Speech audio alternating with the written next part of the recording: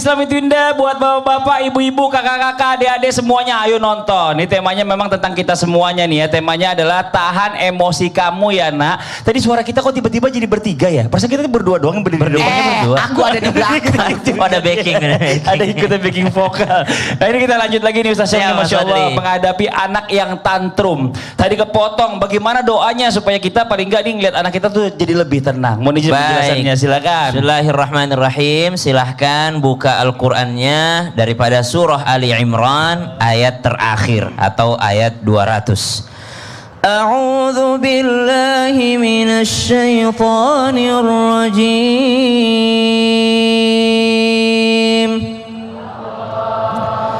Bismillahirrahmanirrahim.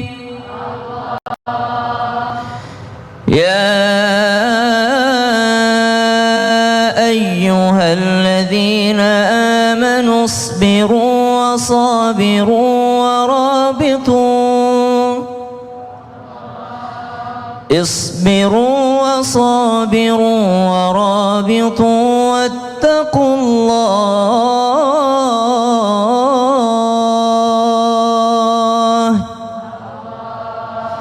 wattaqullaha la'allakum tuflihun.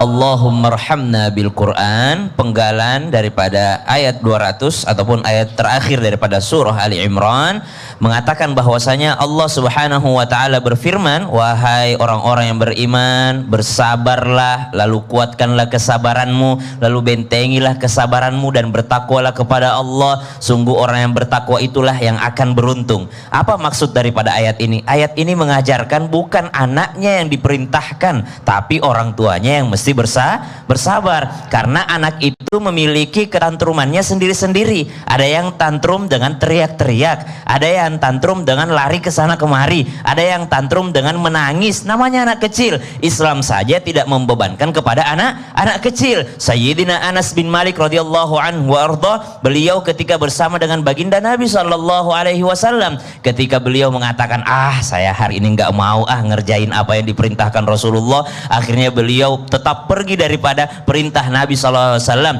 Lalu Nabi mendapatinya sedang bermain di pasar ketika diperintahkan oleh Nabi sallallahu alaihi wasallam. Apakah Nabi menegurnya? Nabi langsung mengatakan, wahai Anas, berangkatlah untuk mengerjakan perintahku. Nabi tidak mengatakan, kenapa kau enggak begini, kenapa kau enggak melakukan ini, kenapa kau seperti ini. Tidak, Nabi tidak ada pertanyaan. Nabi hanya memegang pundak daripada Anas bin Malik radhiyallahu anhu lalu memerintahkan beliau untuk berangkat. Kata Sayyidina Anas bin Malik radhiyallahu anhu, 7 tahun atau 9 tahun aku bersama dengan baginda Nabi sallallahu alaihi wasallam, tidak pernah sekalipun Rasulullah menyakiti perasaanku, meneriakiku, bahkan tidak pernah Rasulullah bertanya, kenapa kau melakukan ini, kenapa kau tidak mengerjakan perintahku. Begitulah baginda Nabi sallallahu alaihi wasallam menghadapi seorang anak kecil yang punya dunianya sendiri, yaitu dunia bermain. Sayyidina Anas bin Malik radhiyallahu anhu warḍah.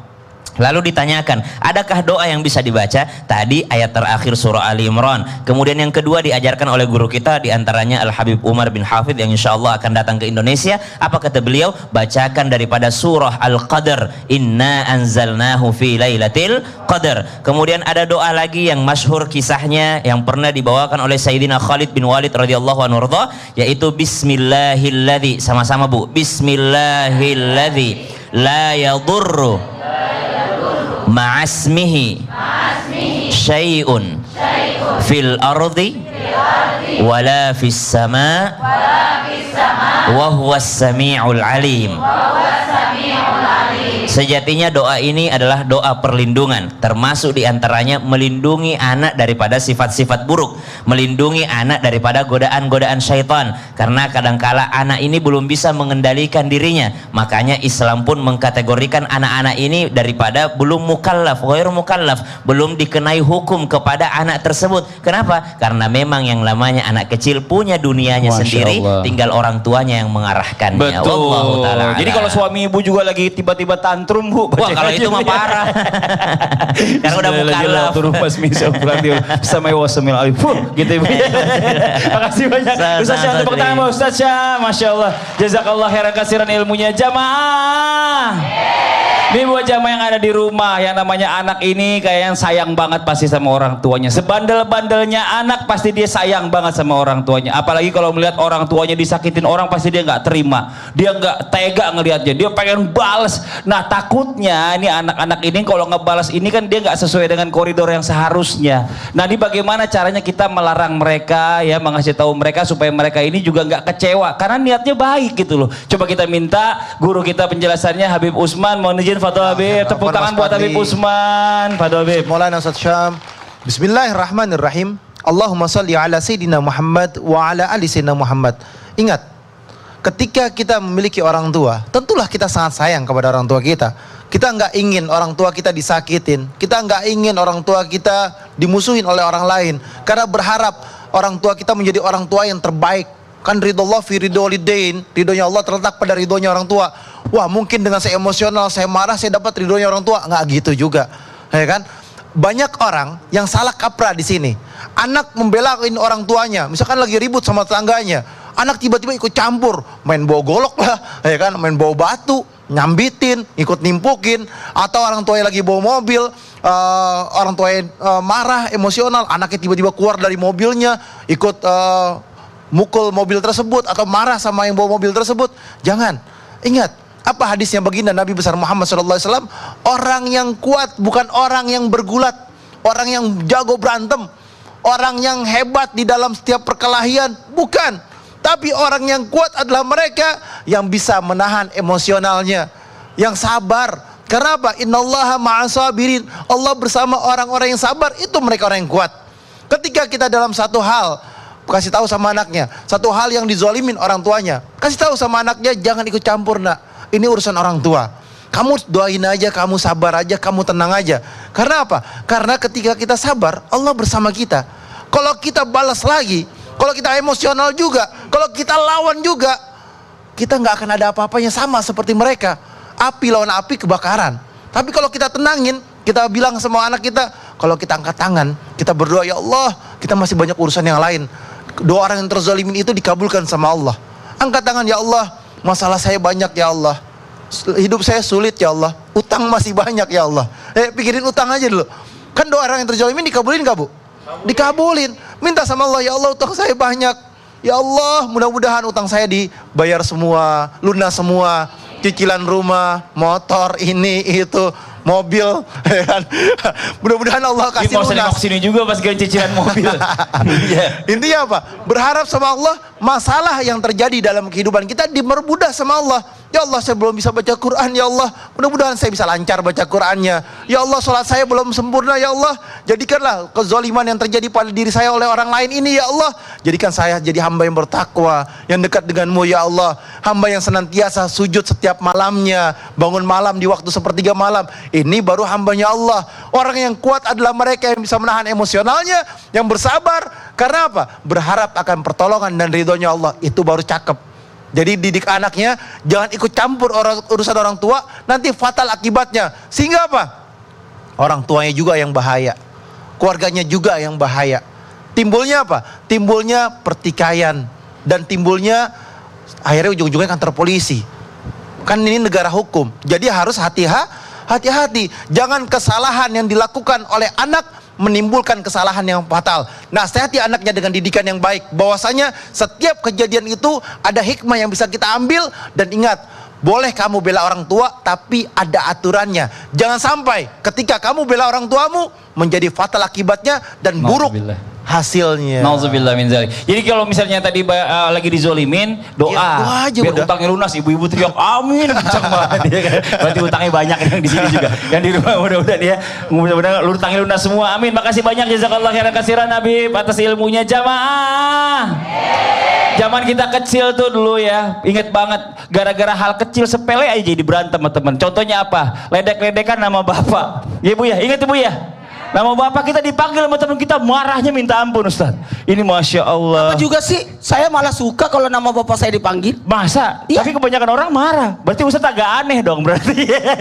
Nama saya kan Muhammad Nur, Maulana itu nama bapak saya. Tapi gimana kalau seandainya orang ada yang ngejek gitu Ustaz ya? Biar kita nggak mudah kepancing nih Ustaz. Bagaimana supaya anak tidak terpancing emosi? Iya, betul. Kita sebagai orang tua ya, posisi sebagai orang tua, posisi sebagai orang tua harusnya satu, kenalilah anakmu.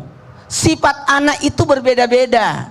Maka dalam dunia pendidikan harus kita mengenal anak. Ada anak yang bersifat seperti Abu Bakar, damai.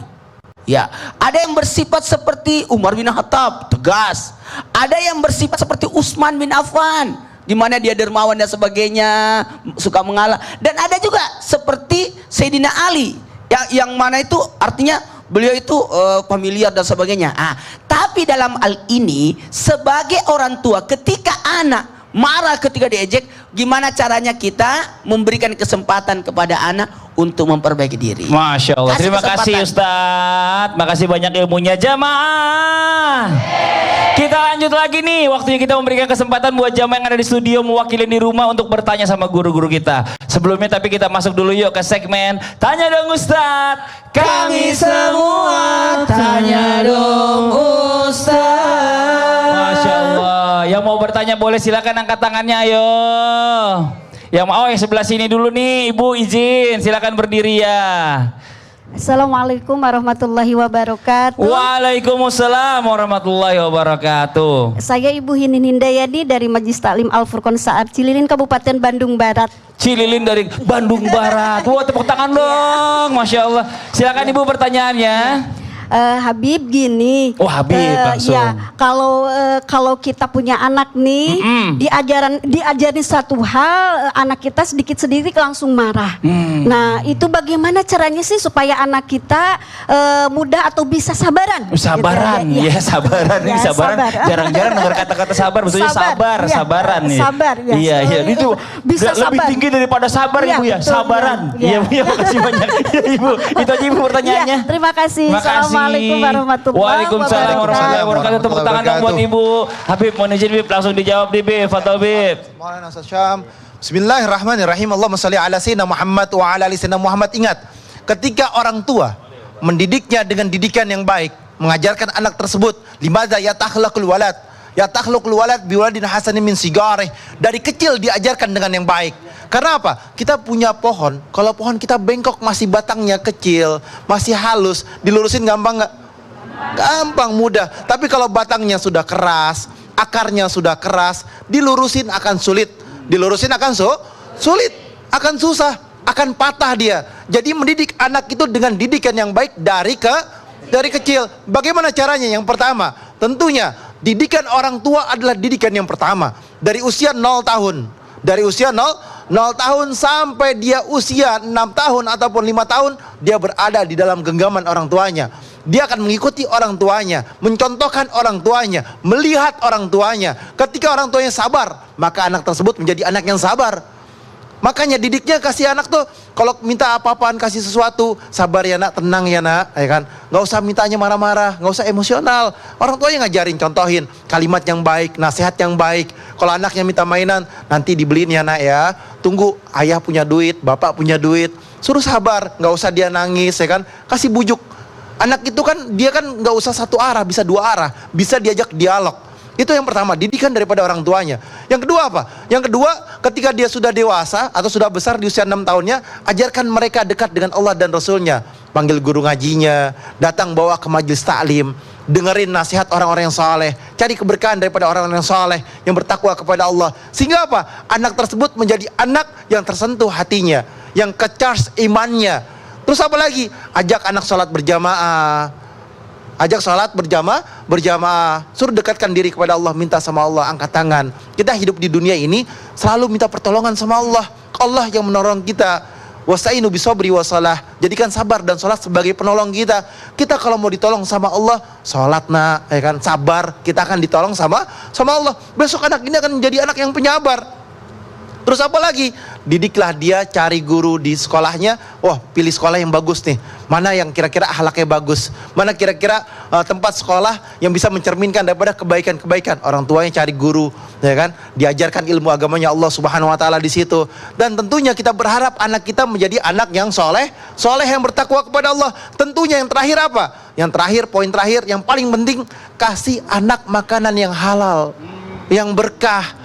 Kalau misalkan kasih makanan anak yang haram, anaknya jadi kurang ajar. Istrinya dikasih makanan yang haram, istrinya juga kurang ajar. Oleh karena itu, yang terakhir ini poin penting. Orang tuanya atau bapaknya cari rizki yang halal. Kalau orang tuanya cari rezeki yang halal, masuk ke dalam darahnya, masuk ke dalam dagingnya, jadi darah, jadi daging, jadi dalamnya penuh dengan keberkahan dan kebaikan-kebaikan.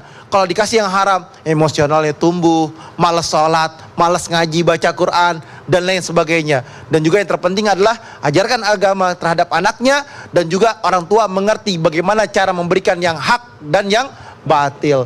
Jadi kalau yang batil jangan dikasih, yang Jangan haknya dikasih. dikasih. Tapi tadi saya tertarik tuh Dan Pak yang terakhir Kusutip. baca Quran. Baca Quran, Ajarin. memberikan anak makan yang halal. Betul, itu poin Masya penting. Allah. Jadi kalau misalnya halal itu semuanya jadi baik di Jadi anak. berkah. Dikasih sedikit yang haram, jadi pembangkang, jadi tadi Susah. suka marah-marah sendiri. Kalau dia makan yang halal, menarik kepada kebaikan. Masya Kalau dikasih yang haram, dia menarik kepada keburukan. Masya Allah. Jazakallah khairan kasihan. Tepuk tangan buat guru kita Habib Usman. Jamaah. Ini buat jamaah yang ada di rumah juga nih. Pernah nggak ngelihat orang anak-anak marahin orang tuanya? Pernah nggak ngelihat Bu? Ada pernah ngelihat? Ustadz Maulana, apa yang harus kita lakukan? Batin na to, sa di megana na patanatanay. Ito to no anak kong kaana-ana, na punya manoko-noko dia tamatuan na, din ano atamato madaraka. Ang karit sila dari sila, mabusong. Itu marah aja masih duduk nggak mau berdiri. Iya.